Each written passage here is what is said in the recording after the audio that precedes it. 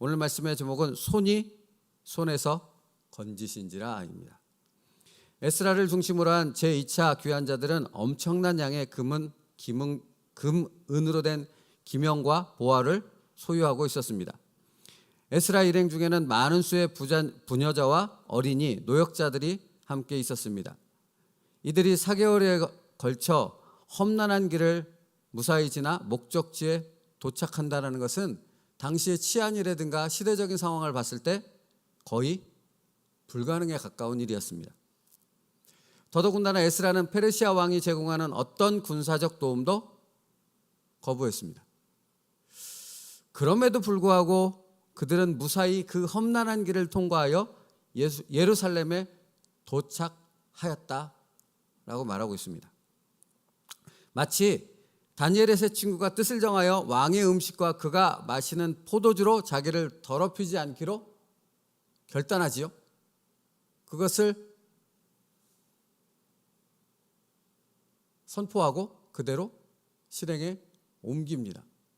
우리가 알고 있듯이 현실적으로 왕이 주는 진미를 먹지 않았을 때 그들은 당연히 다른 사람들과 비교되는 그런 모습이 될 수밖에 없었지요. 그러나 그럼에도 불구하고 하나님이 그들을 돌보셨습니다. 그들을 거기서 건져주셨을 뿐만 아니라 하나님이 그들을 지키시고 계시다는 분명한 증거를 나타내 보이셨죠. 이와 마찬가지로 믿음의 결단을 내렸던 다니엘과 세 친구를 지켜주셨던 하나님은 에스라와 그의 일행을 지켜주셨다는 것입니다. 이것은 단순한 간증이 아닌 겁니다.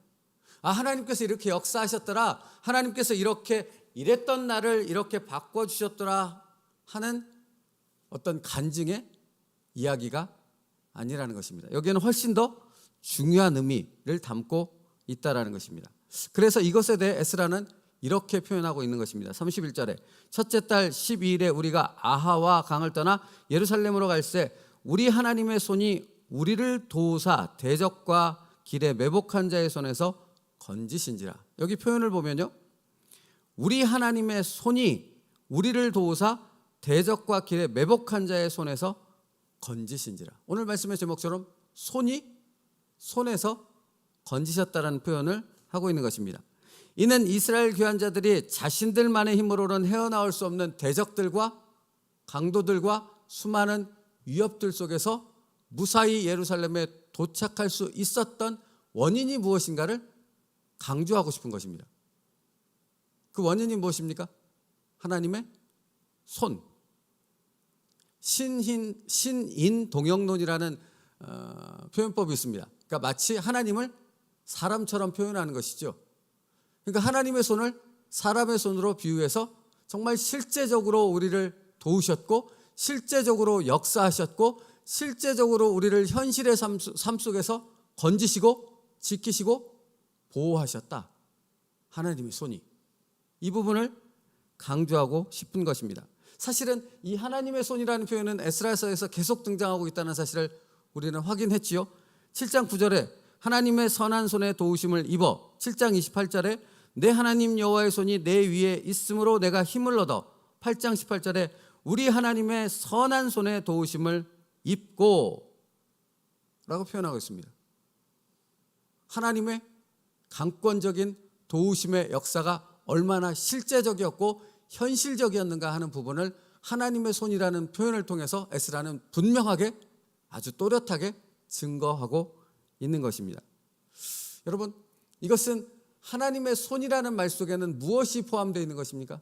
하나님의 계획이 이루어졌다는 것입니다. 언제 세워진 계획? 창세전에 세워진 계획이, 우리를 향한 계획이 실제로 성취되었다는 것입니다.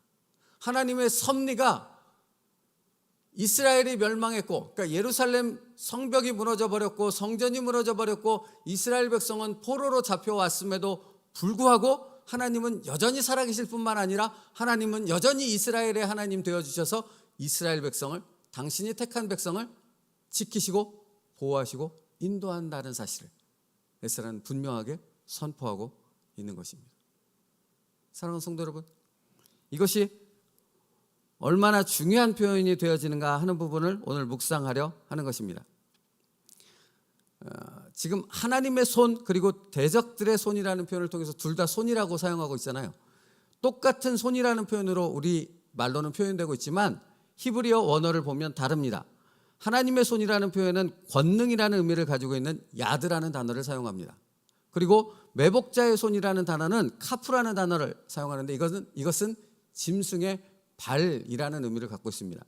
그러니까 속이 비고 구부러진 것, 카파프라는 단어에서 유래하는 그 단어를 사용하는 것인데, 그러니까 두 손이라는 단어를 비교하고 있는 거죠. 하나님의 권능의 손을 짐승의 어떤 손, 발을 가리키는 그 단어로부터 대조함을 통해 강조하여져서 그 권능을 강력하게 드러내고 있는 것이죠. 그러니까 이것은 전적으로 하나님만 의지하는 그 백성에게 주시는 형통함의 복이 무엇인가 하는 부분을 나타내 보여주고 있는 것입니다. 예루살렘으로 돌아오는 그 힘든 여정 가운데서 그들을 지켜주신 분은 페르시아의 왕이 아니라 하나님이셨다는 겁니다. 이 땅 살아가는 우리의 삶 가운데서 우리를 지키시는 분은 누구십니까? 하나님이십니다. 돈이 아닙니다. 이 세상 권력이 아닙니다. 내가 가진 건강이나 내가 가진 능력이 아니라 하나님께서 나를 지키신다는 것입니다. 믿으십니까? 여러분, 이것이 가장 중요하지 않겠습니까? 왜 이것이 가장 중요합니까? 우리는 죽기 때문에 그렇습니다. 독재자들이 되어져서 이 세상에서 권력을 누리고 모든 것을 다 가지고 있는 것처럼 살아가는 사람이 있다 할지라도 그 사람에게는 결국 뭐가 있습니까? 죽음이 있습니다. 그 사람이 가진 어떤 능력과 힘으로도 해결할 수 없는 죽음이 곧 다가오게 되어질 것입니다. 그러니까 이 땅 살아가는 우리의 삶 가운데 하나님의 섭리, 하나님의 권능을 통해 지키시는 그 인도하심과 하나님의 은혜를 입은 사람은 하나님의 천국에서도 하나님이 지키시고 참된 안식 가운데로 인도해 주심을 믿는 확신 가운데 살아갈 수 있는 것이죠. 그러니까 다시 말하면 지금 이 에스라의 고백은 하나님의 선한 손이 대적들의 손에서 건지셨다라는 것은 단순히 오늘 현실의 삶 속에서 나와 함께했던 일행 이스라엘 백성을 하나님이 지키셨다 하는 그 고백을 뛰어넘어 무엇을 말하고 있는 것입니까? 이 세상에서 나를 지키신 그 하나님의 섭리는, 그 하나님의 손길은 이 세상을 끝나서도 나를 지키시는 하나님의 능력 되어진다는 사실을 선포하고 있는 것입니다. 그게 뭡니까? 소망입니다. 이 땅에서의 소망뿐만 아니라 이 땅을 넘어선 하늘나라를 향한 소망이 되어진다 하는 것이죠. 우리에게 그것을 말씀하고 싶으신 것입니다. 전적으로 하나님만을 의지하는 자에게 임하는 형통함을 강조하는 표현이라면 이것은 이 땅에서의 형통함만을 얘기하는 것이 아니라 하나님의 나라 천국에 들어가는 그 형통함까지를 포함한 메시지가 담겨 있는 것입니다. 여러분 보십시오. 이들이 포로 생활에서 풀려나 고향 땅 예루살렘으로 돌아온 것입니다. 수세대에 걸쳐 포로 생활을 살았던 그들이 조국 이스라엘 땅으로 돌아온 것입니다. 주변에 있는 모든 사람들이, 이스라엘을 아는 모든 사람들이 그들을 향해 손가락질하고 비웃지 않았겠습니까? 저런 한심한 것들, 하나님을 버리더니, 자기들이 믿는 하나님이 최고라고 그러더니 나라도 망하고 성전도 멸망하고 백성들은 다 뿔뿔이 잡혀가고 그들의 왕은 두 눈이 뽑혀 포로로 잡혀가 죽는 그 비참한 역사를 가지고 있는 한심한 족속들, 이랬을 거 아니겠습니까? 그런데 여러분, 그들이 다시 예루살렘으로 돌아왔다니까요. 근데 돌아온 사실 자체는 여전히 현실적으로 볼 때는 초라하지 않습니까? 그러나 그들의 마음은 초라하지 않았다라는 것입니다. 하나님의 소망으로 가득했습니다. 하나님이 주시는 말씀과 하나님의 임재와 섭리가 이루어진다는 그 확신 가운데서 주시는 그 놀라운 믿음으로 충만했다는 사실입니다. 그들 눈앞에 그러니까 보이는 것이 무엇이겠습니까?